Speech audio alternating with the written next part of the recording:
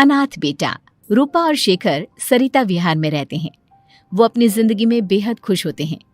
दोनों का शौर्य नाम का एक बेटा भी होता है, जिस पर दोनों ही अपनी जान छिड़कते हैं। शेखर, अब तो आप शौर्य को अपनी गोद से नीचे उतार दीजिए, उसके सोने का टाइम हो रहा है। नहीं रूपा, इसे मेरे पास ही रहने दो प्लीज।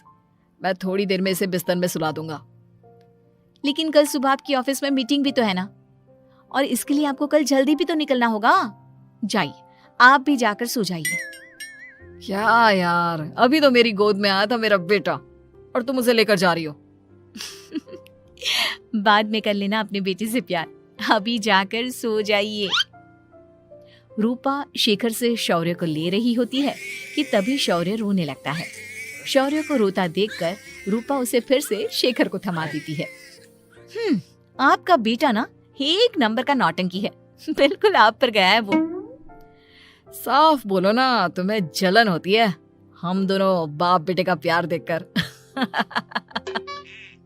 पहले बड़ा तो होने दो तुम शौर्य को, फिर देखना वो सबसे ज्यादा मुझे ही प्यार करेगा। देखते हैं। ऐसे ही दिन बीतते चले जाते हैं और एक दिन कैंसर की बीमारी के चलते रूपा की मौत हो जाती है। अब शौर्य 3 साल का हो चुका होता है, जिसके कारण उसकी दादी शेखर पर दूसरी शादी का दबाव बनाने लगती है। शेखर, शौर्य अभी बहुत छोटा है और उसे इस समय एक माँ के प्यार की बहुत जरूरत है। माँ, मुझे दूसरी शादी नहीं करनी। क्या पता जो दूसरी औरत आएगी वो मेरे बेटे को एक माँ का प्यार दे या ना दे। तो रूपा की छोटी बहन वैशाली से ही शादी क्यों नहीं कर लेता? वो तो शौर्य को एक माँ का प्यार पूरा दे सकती है ना। मैंने कहा ना माँ, मुझे दूसरी शादी नहीं करनी, और अपनी ही पत्नी की बहन से तो हरगिज नहीं। ऊपर से अगर रूपा देख रही होगी तो वो क्या सोचेगी? अपने लिए ना सही, लेकिन तुझे शौर्य के लिए तो शादी करनी ही पड़ेगी ना बेटा। शेखर कुछ कहता उससे पहले ही अंजुमन उसे रूपा की कसम दे देती है, जिसके आगे मजबूर होकर शेखर शादी के लिए हामी भर देता है। देखो वैशाली, मैंने तुमसे शादी सिर्फ अपने बच्चे के लिए की है। मैं चाहता हूं कि तुम उसे एक माँ का भरपूर प्यार दो। शौर्य, आपके साथ साथ मेरा भी कुछ लगता है। अगर आप मुझसे शादी नहीं भी करते तब भी मेरा प्यार शौर्य के लिए कभी कम या ज्यादा नहीं होता। शादी के कुछ दिनों बाद ही शेखर की माँ की भी मौत हो जाती है। वैशाली शौर्य को एक माँ से भी बढ़कर प्यार देती है। शौर्य को लेकर वैशाली का यूं निस्वार्थ प्यार देखकर शेखर को भी उससे प्यार हो जाता है और कुछ सालों बाद शेखर और वैशाली का भी लड़का हो जाता है। लेकिन इसके बाद वैशाली का शौर्य को लेकर बर्ताव बदलने लगता है। वैशाली, मैं देख रहा हूँ तुम आजकल शौर्य का जरा भी ध्यान नहीं रख रही हो। मुझे पता नहीं था कि आदित्य के होने के बाद तुम इतना बदल जाओगी। आदित्य मेरा अपना सगा खून है और शौर्य दीदी का, फिर मैं दोनों में अंतर कैसे नहीं करूं? माँ भले ही दोनों की अलग अलग है, लेकिन पिता तो एक है ना। अगर मुझे पहले पता होता कि तुम इतनी जल्दी बदल जाओगी तो मैं कभी तुमसे शादी ही नहीं करता। हाँ, तो किसने कहा था आपसे मुझसे शादी करने के लिए? मैं थोड़ी ना आई थी आपके पास, आपकी माँ ही आई थी मेरे घर आपका रिश्ता लेकर।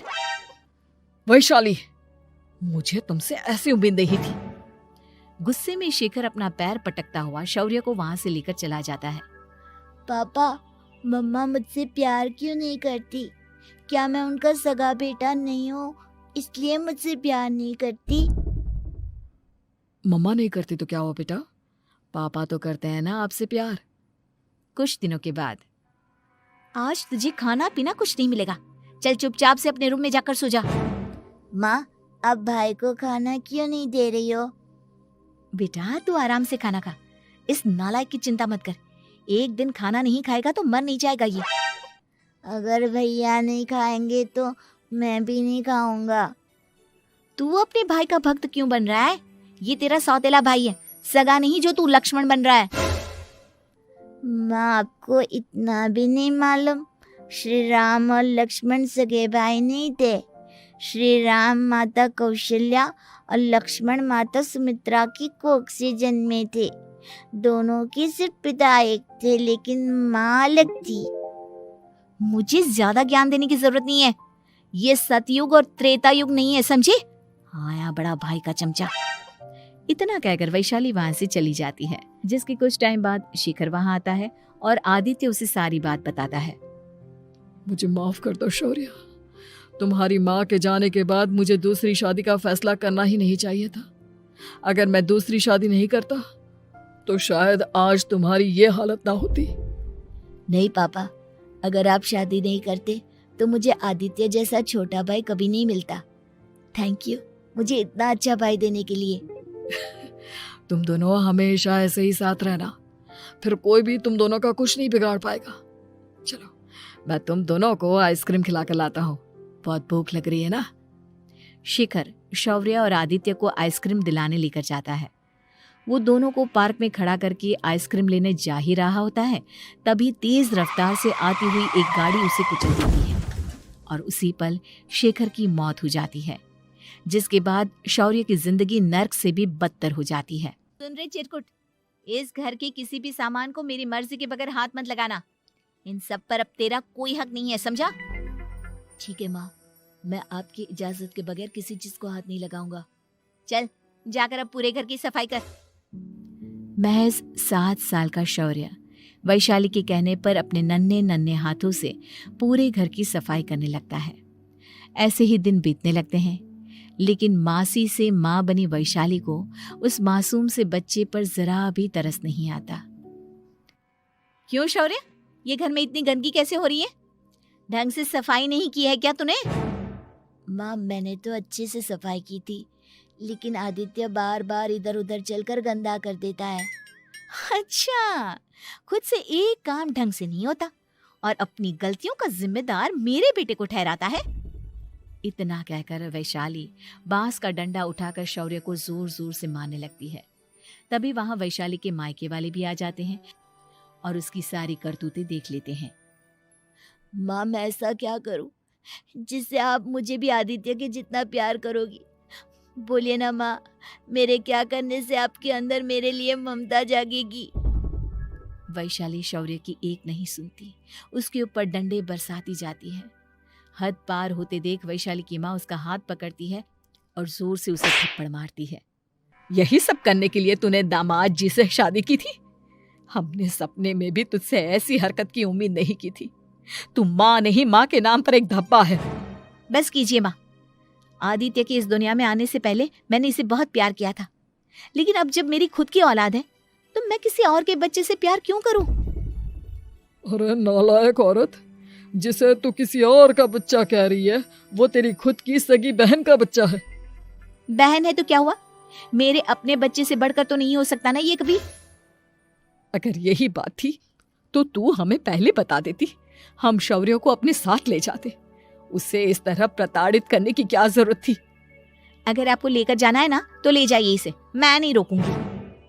नहीं माँ, मुझे कहीं नहीं जाना, मुझे आपके साथ ही रहना है। मैं तेरी कोई माँ बाबा नहीं हूँ, तेरी माँ मर चुकी है, समझा? अब निकल जा मेरे घर से। माँ आप बहुत गंदी हो, मुझे भी नहीं रहना आपके साथ, मैं भी भाई के साथ ही जाऊंगा। अरे तू क्यों जाएगा, तू तो मेरा सगा बेटा है, जाने दे इसे। हम यहाँ ऐश से रहेंगे, तुम्हारे पापा बहुत सारी जमीन जायदाद छोड़ गए हैं तुम्हारे लिए। नहीं माँ, मुझे भाई के साथ जाना है। आप अच्छी नहीं हो, आप बहुत बुरी हो, आप भाई को बहुत परेशान करती हो। देख वैशाली, तुझसे ज्यादा समझ तो इस मासूम बच्चे में है। ये तेरे बुरे कर्मों का ही नतीजा है जो आज तेरी सगी औलाद खुद से तुझे ठुकरा रही है। आदित्य, तुझे इस शौर्य ने भड़काया है ना मेरे खिलाफ? नहीं माँ, मुझे किसी ने भड़काया नहीं, पर मैं सब देखता हूँ, सब समझता हूँ। भाई बहुत अच्छा है, वो आपकी जैसा नहीं है। चलिए नानी। इतना कहकर वैशाली के मायके वाले आदित्य और शौर्य को अपने साथ ले जाते हैं और इस तरह वैशाली बड़े से घर में अकेली पड़ जाती है। 2 बेटों के होते हुए भी आज उसे माँ कहकर बुलाने वाला कोई नहीं होता।